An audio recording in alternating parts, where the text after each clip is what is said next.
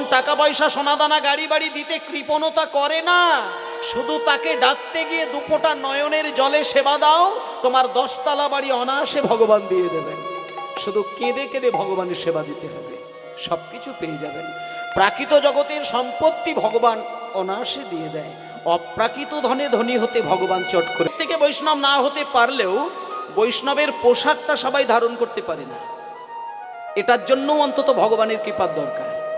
সেই জন্য আমি আপনাদের একটা কথা বলি, কেউ যদি তুলসীমালা গলায় নিতে নিজেকে লজ্জা বোধ করেন, নেবেন না।